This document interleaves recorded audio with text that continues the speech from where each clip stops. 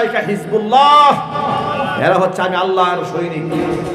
আলা ইন্না হিজবাল্লাহি হুমুল মুফলিহুন, মনে রেখো আমার সৈনিকরা অবশ্যই বিজয়ী। আল্লাহর সৈনিকেরা কখনো হেরে যায়? আরো যদি বলে হেরে যায়।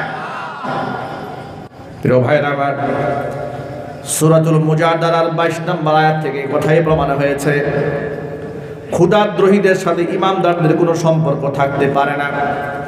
ঠিক কিনা জোরে বলেন। এবার একটা হাদিস দিয়ে প্রমাণ শুনে আপনাদেরকে। নবী করিম সাল্লাল্লাহু আলাইহি ওয়াসাল্লাম বলেছেন, সাবাতুন ইউজিল্লুহুমুল্লাহু ফি জিল্লিহি ইয়াওমা লা জিল্লা ইল্লা জিল্লুহু, ইমামুন আদিলুন ওয়া শাবুন নাশাআ ফি ইবাদাতিল্লাহ ওয়া রাজুলুন কলবুহু মুআল্লাকুন ফিল মাসাজিদ ওয়া রাজুলানি তাহাব্বা ফিল্লাহি ইজতামাআ আলাইহি ওয়া তাফাররাকা আলাইহি ইলা আখিরিল হাদিস আও কামা ক্বালা আলাইহিস সালাতু ওয়াস সালাম। আল্লাহ নবী বলেন, আল্লাহর আরশের ছায়া ছাড়া যেদিন আর কোনো ছায়া থাকবে না, সেদিন আল্লাহ তাআলা 7 শ্রেণীর মানুষকে আপন মেহেরবানিতে তার আরশের ছায়া তলে স্থান করে দিবেন। এর মধ্যে 1 নাম্বার তো হলো ওই ব্যক্তি ইমামুন আদিলুন, ন্যায়পরায়ণ শাসক, ইনসাফগার শাসক। যেই ব্যক্তি হয় আল্লাহ তাআলা ন্যায়পরায়ণ শাসকের স্থান আরশের মুআল্লার ছায়াতলে করে দিবেন। ন্যায়পরায়ণ শাসক এলাকার মধ্যে দরকার আছে না নাই?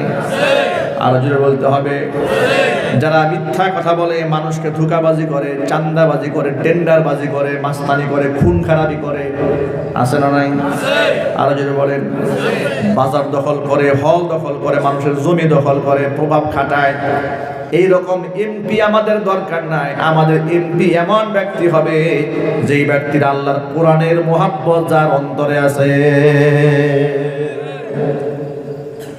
প্রিয় ভাইরা আমার,